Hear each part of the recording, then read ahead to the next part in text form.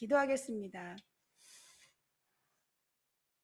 하나님 아버지 감사합니다. 복된 주일에 저희들을 불러주셔서 하나님 아버지 찬송하며 기도 가운데 있게 하셔서 감사합니다.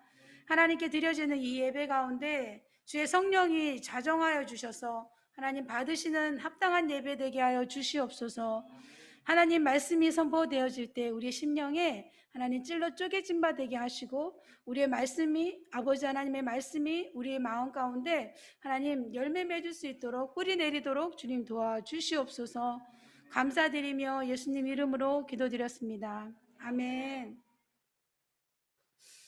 여러분 지난 주간에 시험 다 끝났습니까? 이제 해방됐네요. 네, 8월 말까지인가요? 방학이? 네, 1대1을 시작하겠습니다. 자, 여러분 오늘 무슨 주일이라고 써 있어요? 그렇죠. 순교가 뭔가요? 어떻게 죽죠? 네, 순직이 뭔가요? 순교. 자, 우리가 순교의 정의를 한번 내려봅시다. 순교가 뭔가요? 어? 순수하게 죽는 거 또? 말씀 가지고 죽는 거? 맞습니다. 예, 여러분 순직과 순교의 차이입니다. 순직은 열심히 정말 일을 했어요. 착하게 열심히. 그런데 과로사로 죽었어요. 순직. 그런데 우리는 그냥 그렇게 죽는 것이 아니라 과로사가 아니라 정말 예수님 믿는다는 이유로 기독교인이라는 이유로 죽었던 그분들을 우리는 순교당했다, 순교했다 이렇게 표현합니다. 그래서 오늘은 우리나라에 있는 순교 이미 일제시대 때부터 우리나라에서 많은 분들이 예수 믿는다는 이유로 아무 이유 없이 돌아가신 그분들을 기념하고 기억하는 날이에요. 그래서 오늘이 참 뜻깊은 날이라는 거. 그래서 목사님께서 이렇게 주제도 정해주시고 또 영상도 보여주시라고 오늘 했습니다.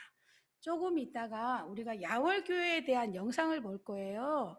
그런데 오늘 본문 말씀은 왜 제가 이것을 택했을까? 자, 오늘은 주제가 하늘에 속한 여러분 어디냐면 45절을 볼까요? 46절, 49절입니다. 시작. 우리가 흙에 속한 자의 형상을 입은 것 같이 또한 하늘에 속한 이의 형상을 입으리라. 자, 하늘에 속한 이의 형상은 또 뭘까요? 그렇죠. 하나님의 형상을 입는 것이 우리예요. 그럼 여러분 하나님의 형상을 입으려면 어떻게 해야 될까요? 닮아가야죠. 어떻게 닮아가야 될까요? 야, 그렇죠. 처음에 하나님이 지으신 그 하나님의 형상으로 우리가 닮아가야 되는데 우리가 닮아갈 수 있어 없어요? 없어요. 우리 스스로는 닮아갈 수 없는 거죠. 그런데 오늘 사도 바울은 고린도 교회 안에 지금 무엇을 말씀하고 있냐면 부활을 안 믿어 사람들이. 여러분 고린도 교회 교인들이 몇 명이었다고 했는지 기억나시나요? 45명 정도. 50명도 안 됐어요. 고린도 교회. 그리고 우리 교회보다 반도 안 돼. 근데 그 작은 사람들 안에 몇 명 안 되는 그 사람들 안에 부활을 믿는다 안 믿는다? 안 믿는 거예요. 그 안에서도 파가 4파가 있었어요. 바볼로파. 또 누가 있었죠? 바울파. 또 기억이 안 나죠? 아무튼 파가 그만큼 나눠졌어요.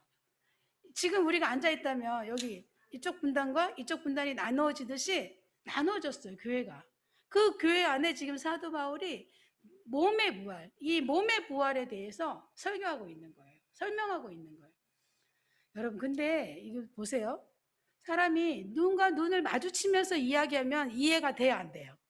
그렇죠? 근데 편지를 써가지고 글씨를 보면 이해가 떨어져요. 그렇죠? 그래서 지금 사도 바울이 지금 편지를 쓰면서도 안타깝게 계속 설명을 하고 있는 거예요. 길게, 아주 자세하게. 사도 바울은 너무나 자세하게 설명하고 있어요. 그럼에도 불구하고 우리가 보기에는 쉬워요, 안 쉬워요? 어려워요, 사도 바울의 이 글이. 왜냐? 번역이 쉽게 되지 않았기 때문이에요. 사도 바울은 너무나 쉽게 설명했는데 우리나라 말로 옮기면서 헬라어를 한자로 옮겼어요. 먼저 한자로 옮긴 걸 한글로 또 옮긴 거예요. 근데 요즘에는 헬라어를 다시 번역한 것도 많아요. 영어를 번역한 것도 많고. 그래서 우리가 지금 1차적으로, 2차적으로, 3차적으로 번역된 번역서를 보다 보니 이렇게 우리가 어려운 거예요. 그리고 쉬운 말들이 많아도 우리나라에 없는 말들도 많아요. 그렇죠? 예수님 당시에 사용되어진 말들이 우리 시대에 지금 2000년이 지난 이 시대에는 없는 사용되는 언어들도 많아요. 그래서 어려운 거예요. 그럼 우리 다시 돌아가 볼게요. 우리 35절을 봅시다. 누가 묻기를 죽은 자들이 어떻게 다시 살아나며 어떠한 몸으로 오느냐. 여러분 이런 거 궁금하지 않으세요? 궁금하지 않으세요? 우리가 다시 예수님을 만나서 저천국에서 부활한 다음에 여러분들 스스로를 좀 돌아보세요. 여러분 두 사람끼리 한번 마주쳐 보세요. 눈을. 이 모습 이대로 다시 만난다? 참 하나님 불공평한 것 같아요. 나도 철주처럼 키도 크고 싶은데 하나님이 다시 부활의 몸으로 우리를 거듭나게 하셨을 때는 우리가 상상할 수 없는 영체로 거듭나리라고 믿어요. 그거는 확실한 것 같아요. 자, 봅시다. 그런데 이 육체가 여러분 구분이 되어진다는 거. 진화론자들은 땅으로 돌아간다고 해서 모두를 다 같이 본단 말이죠. 동물과 사람을. 그런데 사도 바울은 명확하게 얘기하고 있어요. 한번 봅시다. 40절 39절부터 시작. 육체는 다 같은 육체가 아니니 하나는 사람의 육체요 하나는 짐승의 육체요. 아멘. 그만. 그래서 40절을 봅시다. 시작. 하늘에 속한 영체도 있고 그 땅에 속한 형체도 있으나 하늘에 속한 것에 영광이 따로 있고 땅에 속한 것에 영광이 따로 있으니. 여러분 이 구절을 가지고 제가 이건 다른 얘기인데 그 반려동물들에 대한 사랑을 좀 구분하시길 바래요. 사람과 동물을 좀 구분하시길 바라겠어요. 알겠죠? 너무 사랑하는 거 맞아. 그럼에도 불구하고 그건 다르다는 거를 꼭 기억해야 돼요. 같지 않다는 거. 왜냐하면 성경에 보면 사람의 영은 하늘로 올라가고 그 짐승의 혼은 땅에 묻힌다고 했어요. 꼭 기억하시길 바래요. 그래서 오늘 이 죽은 자들이 다 어떻게 살아날 수 있냐라고 고린도 교회 안에서 이 질문이 막 쏟아졌을 때 사도 바울은 뭐라고 얘기했냐면 어떤 사람이 씨를 뿌릴 때 씨가 죽지 않으면 새로운 생명이 태어날 수 없다. 그걸 설명했어요. 우리가 농부가 씨를 뿌립니다. 옥수수 정말 많이 심었잖아요. 감자도 많이 심고 고구마는 많이 나오는지 모르겠어요. 이쪽에는. 그런데 그걸 심을 때 그 씨앗이 죽을 줄 알고 심는 거죠. 그 씨앗이 안 죽으면 열매가 맺어지지 않습니다. 그 이야기를 사도 바울은 이야기하고 있어요.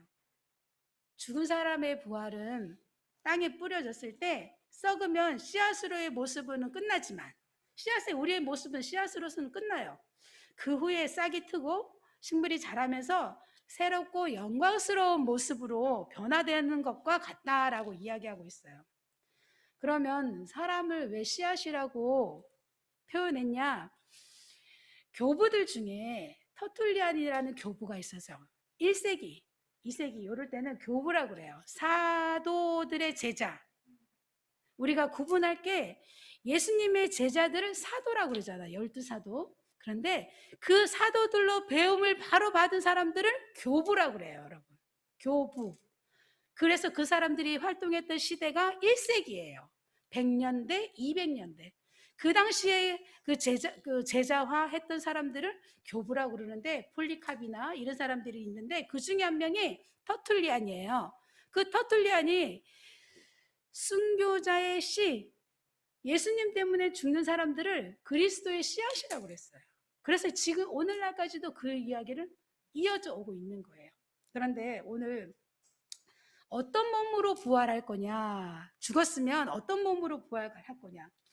씨는 알갱이일 뿐이에요. 그렇죠? 그럼에도 불구하고 이렇게 장차 우리가 아름다운 이런 식물들도 씨앗이 없으면 여러분 나오지가 않아요. 이게 다 꽃이 피고 난 다음에 씨방에서 씨앗이 열리고 그것이 뿌려졌을 때 열매가 맺혀지고 그것으로 꽃 싹이 돋아나고 줄기가 돋아나고 있습니다. 이렇게 우리 부활할 때의 모습을 이야기하고 있어요.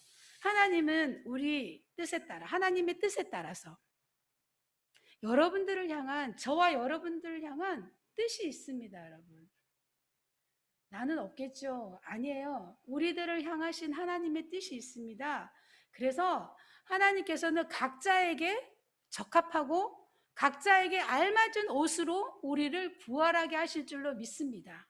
아멘. 아멘. 그래서 하나님은 다양하고 아주 풍성하게 이 세상을 창조하신 것과 같이 저 세상에서도 풍성하게 다양하게 우리를 빚어가실 줄을 믿습니다. 왜? 우리를 사랑하시고 우리 안에 각자에게 하나님은 자유의지를 주셨어요. 세상에 새를 만드셔도 어느 것 하나 똑같은 새가 없잖아요. 다양해. 아주 다양하지 않겠습니까? 그러면서 이 부활에 대한 가르침을 줄 때 우리가 거하게 될 하나님 나라, 그 완성될 하나님 나라에 대한 삶을 소망을 가지라고 오늘 이야기하고 있어요, 여러분. 소망이라는 것이 내가 부자가 되는 거, 내가 성공하는 것도 소망이에요. 그죠? 그건 희망사항인 것 같아요. 그런데 이 소망과 희망은 약간 다릅니다, 여러분. 희망은 눈에 안 보이는 것을 우리가 희망한다라고 할 수 있어요. 근데 소망은 뚜렷해요. 내가 거기까지 가고자 하는 의지가 분명한 거예요. 목적지가 분명해요, 여러분. 우리가 새하늘 나라에 가서 거룩한 몸으로 부활돼서 하나님 나라에 들어가리라는 소망을 가지고 살아가기를 그렇게 살아내는 우리 열방샘 교회 청년부 되길 간절히 소망합니다. 아멘. 그래서 예수님의 부활, 오늘 사도 바울은 예수님의 둘째 아담이라고 표현하잖아요. 예수님의 부활은 우리들의 부활을 증명한다라고 표현하고 있어요. 증거예요. 증인이에요. 예수 그리스도께서 우리를 대신해서 죽으시고 부활하셨다는 거. 유정이가 어제 밤샜대요. 이해하세요. 저는 최전도사님한테 들었어요. 밤을 꼬딱 샜대요. 자, 그리고 이 부활 사건을 여러분 성경 안에 우리가 신약 성경을 보세요. 부활 사건은 실제 역사라는 사실, 실제 역사라는 사실을 기억하시길 바라겠습니다. 그리고 이 부활은 한두 사람이 봤나요? 이 부활은 한두 명이 보지 않았어요. 여러 사람이, 적게는 500명, 그 많게는 성경에 기록되지 않은 수많은 사람들이 예수님의 부활을 목격했습니다. 그래서 우리가 부활을 믿기 때문에 복음 사역에 목숨을 걸어요. 누구도 목숨을 걸었느냐? 12제자들도. 특히 사도 바울은 이방인을 향하여서 목숨을 걸었어요. 여러분들은 어떤 목숨을 누구에게 걸겠어요? 여러분의 인생을 누구에게? 나 자신을 위해서? 그거 좀 위험한 것 같아요. 하나님이 나로부터라고 얘기하면 되는데 나 자신을 위해서는 아니라는 거예요. 여러분 한 사람 한 사람을 우리 정양이부터 오늘 새로운 루나 지금 2번째 참석했는데 정말로 하나님께서는 우리 한 사람 한 사람 일미야, 일미 너도 마찬가지야. 하나님께서는 일미를 통해서 정양이를 통해서 역사하실 계획이 있다는 거 사도 바울은 오늘 이야기하고 있어요. 하나님은 우리를 향하신 계획이 있는데 우리가 몰라요. 우리의 눈이 가려워져서 우리가 모를 뿐입니다. 여기 보면 형제들아 내가 이것을 말하노니 혈과 육은 하나님 나라를 이어받을 수 없고 우리가 신앙생활할 때 혈과 육으로 신앙생활을 하면 하나님 나라를 이어받을 수 없다라고 지금 50절에 말씀하고 있습니다. 그러면 우리가 하나님 나라를 이어받을 때 혈과 육으로 만들어진 사람인데 어떻게 혈과 육을 안 부리고 살 수 있느냐? 그럴 수는 없죠. 그러나 하나님께서는 우리에게 성화라는 기회를 주셨어요. 성화. 우리가 성화가 없으면은 도무지 살아낼 용기가 없습니다, 여러분. 내 죄악으로 내가 나를 볼 때 우리는 자괴감에 빠질 수밖에 없지만 하나님은 성화라는 기회를 주셨어요. 다시 살 수 있는 그 리셋할 수 있는 365일을 주셨어요. 1월 1일이 얼마나 반가운지 아세요, 여러분? 반가워요. 저는 1월 1일이 너무나 반갑습니다. 왜냐하면 기대가 돼요. 1년 동안에 잘못되어진 것들 새롭게 계획을 세우고 또 출발할 수 있잖아요. 하나님은 그렇게 우리에게 새날을 날마다 주세요. 24시간이라는 걸로 새날을 주세요. 기회를 주세요.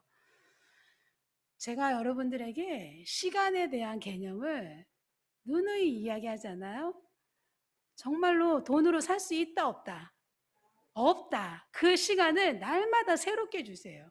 오늘 잘못했으면 여러분 날마다 회개하시고 하나님 앞에 다시 일어설 수 있는 우리는 그 아침이 또 오잖아요. 새날이 또 밝아오잖아요. 그걸 기억하시길 바라겠습니다.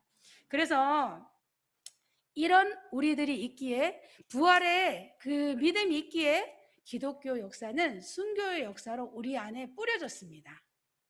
우리나라가 한국 교회가 그 오늘 야월 교회는 1900년대 초창기 때 세워진 유진벨 선교사님으로 인해서 세워졌어요.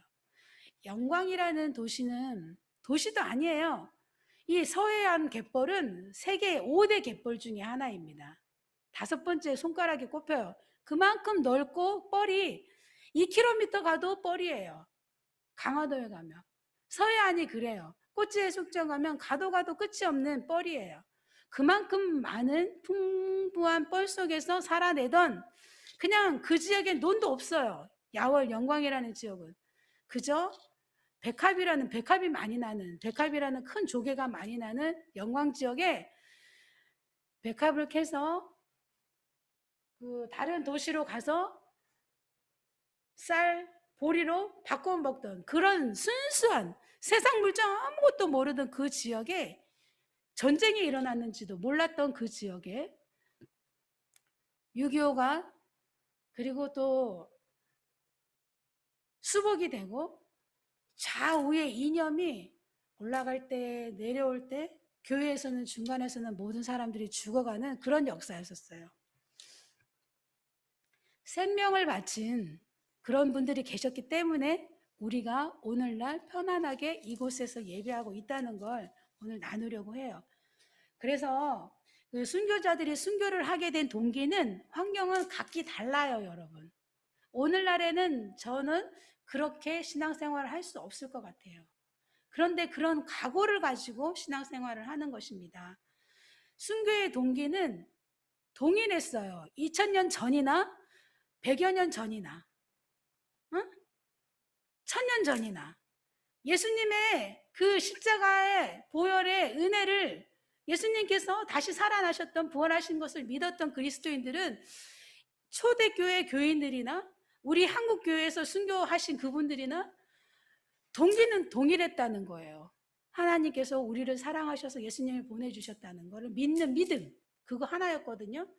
그래서 우리가 높이 평가받아야 할 그분들을 소홀히 여겼던 거 있다면 오늘 회개하고 그분들을 위해서 기도하고 또 우리가 롤모델이 될 수 있는 그분들을 찾아내고 그 신앙의 절개를 이어가는 저와 여러분 되길 간절히 바라겠습니다. 그래서 한국교회의 순교의 역사는 지금도 이어지고 있다. 왜? 지하교회에서 지금도 죽어가는 이들이 있습니다. 그리고 이슬람에서 순교하는 이들도 지금도 있어요. 믿으면서 복음을 전하면서 각 가정에서도 예수 믿는다는 이유로 핍박받는 이들이 얼마나 많은지 몰라요, 여러분. 그분들이 지금도 하나님 나라의 복음을 전할 때, 비밀을 전할 때 예수님의 그 은혜는, 성령의 은혜는, 역사는 이어져 가고 있고 순교의 역사는 이어져 가고 있습니다. 그래서 우리가 이 통일시대를 살아간다고 얘기하는데 이 사명이 무엇인지 오늘 한번 생각해 봤으면 좋겠어요. 우리의 사명은 뭘까? 믿는 자로서 나는 어떤 사명으로 하나님 나라에 가야 될까? 그것을 한번 생각해 보는 그런 계기가 되는 저 여러분 되는 그런 시간이었으면 좋겠습니다. 우리 영상을 볼까요?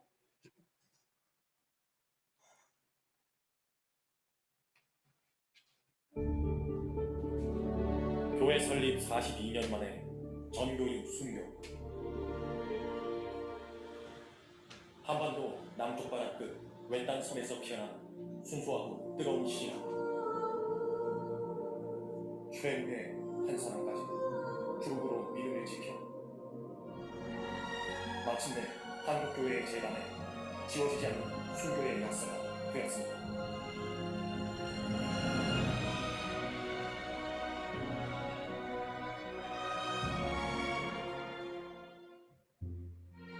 조선의 운명이 풍전등화와도 같았던 구한 말. 미국 남장로교에서 파송한 선교사들은 전라남도를 중심으로 복음의 빛을 전하고 있었습니다.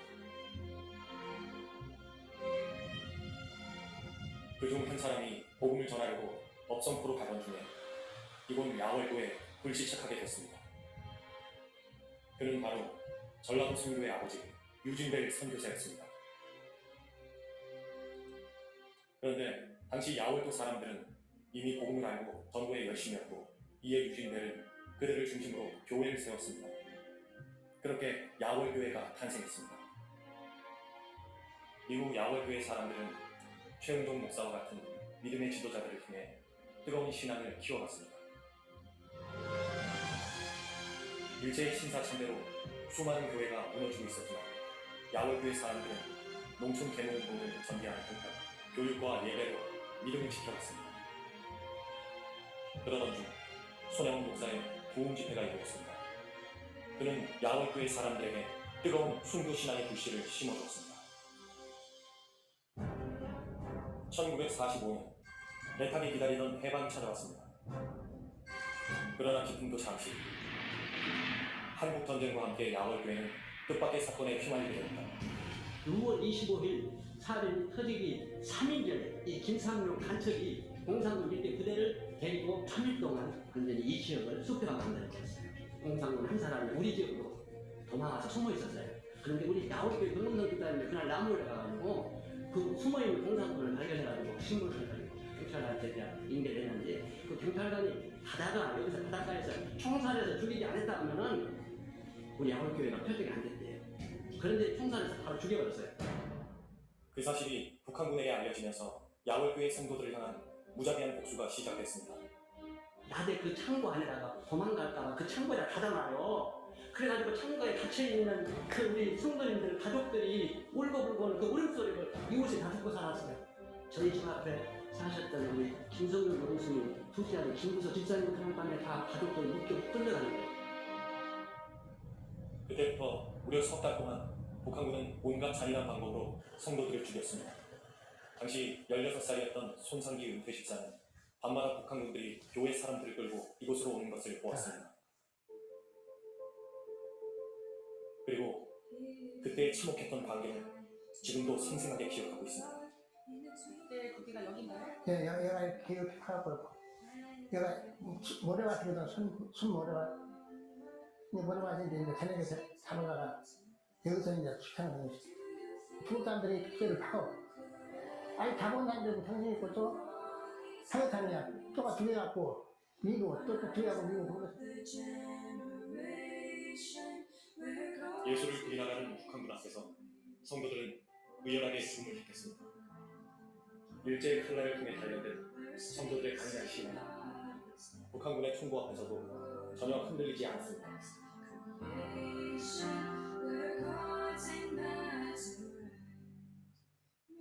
당시 북한군에게 희생된 이들 가운데는 성도들의 어린 자녀들도 많았습니다. 고통스러운 기억들, 그러나 누군가는 그들의 죽음을 기억해야 했기에 지금까지 간직하고 살아왔습니다.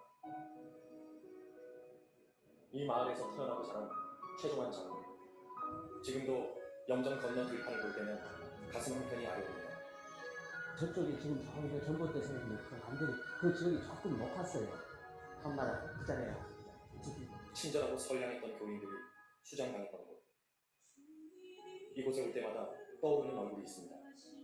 우리 어린 그 소년단이라고요. 소년단에서 저희들은 이제 같이 시간도 보내고 활동하고 그러는데, 정 집사님 딸 하나를 그날 밤에 죽이지 않고 살려줬어요. 그날 우리하고 같이 이렇게 방에서 노는데 그 이튿날 오후에 그 애를 불러내가요. 이미 그 애는 알지요. 벌써 알고 나 살려달라고, 오빠들 나 살려달라고 거기서 소리치고 나가는데 그 업고 가는 걸 광경을 볼 때 어떻게 그 마음이 어떻겠어요. 내가 누구더랍니까? 그래가지고 그날 밤에 업고 가서 마지막 죽여버렸어요. 내 피가 자네들에게 죽음을 당할지라도 나는 순교회를 탓해서 영광이를 받아 자네들은 어찌할 것인가? 순기는 최후의 순간까지 자신에게 총칼을 들이대는 원수들의 영혼을 걱정했던 이들. 65명의 성도들은 원수들까지도 사랑하고 용서하며 순교의 길을 갔습니다.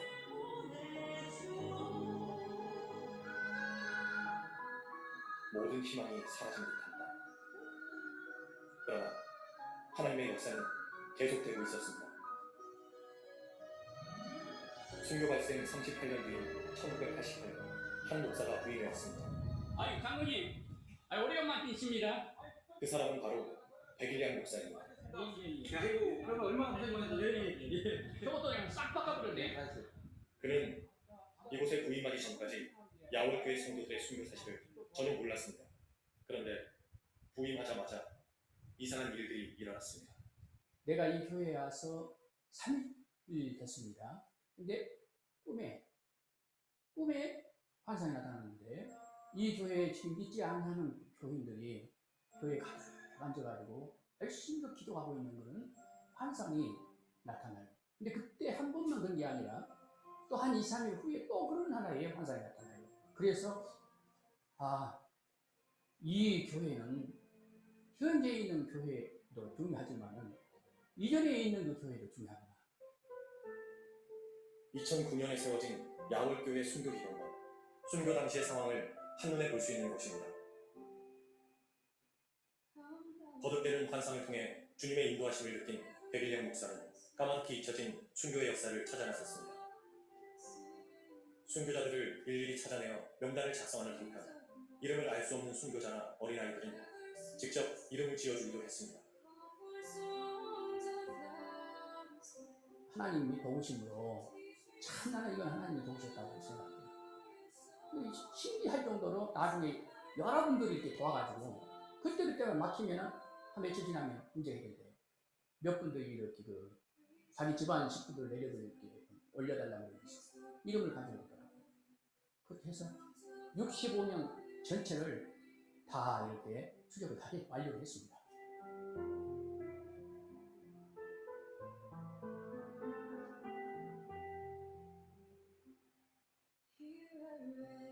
이분들이요, 여기서 도피할 수 있는 그런 길들이 많이 있었어요. 도피할 수도 있었고, 도피하신 분도 계셨어요. 그럼에도 불구하고 그분들이 다시 돌아왔거든요. 그래서 다른 분들이 또 교인들이 같이 이렇게 다 순교했다는 거죠. 내가 이렇게 그 순교의 자리를 피해서 나 혼자 살았다고 한다는 거, 이게 있을 수 있는 거예요. 내가 하나님께 가가지고, 뭐라고 내가 하나님 앞에 말씀을 드리겠느냐. 그분들이 다 통화가지고서 다 순교했거든요. 전교인이 다 순교의 역할을 이겨입니다.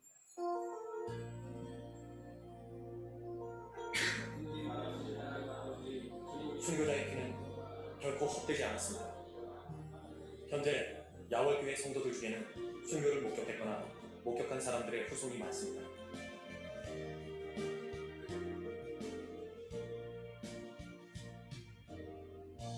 (65명의) 순교자들이 품었던 뜨겁고 정결한 순교 신앙의 불신은 이제 남은 자들의 가슴 속에서 또다시 타오르고 있습니다. 한국교회가 처음 시작이 순교신앙으로 시작했잖아요. 근데 지금 이제 경제적인 부유함으로 인해서 순교신앙이 잃어버렸지 않을까 생각합니다. 그래서 이 순교 기념관을 통해서 우리 한국교회 많은 성도들이 다시는 순교신앙을 되찾는 그런 회복의 길, 그런 통로로서 사용되어졌으면 참 좋겠다. 영광은 어떻게 보면 기독교의 순수화를 위해서 하나님이 마련해 주신 마지막의 도구이다라고 생각합니다. 우리의 이 오염된 신앙이 깨끗하게 씻음을 받는, 저는 그래서 영광은 이 한국 기독교의 세탁소다, 이런 생각을 해봅니다.